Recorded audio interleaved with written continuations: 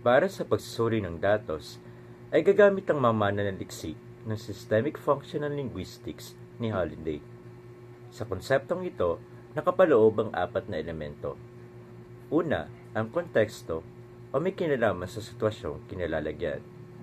Pangalawa, ang semantics o ang pagpapakulugan gamit sa pangungusap.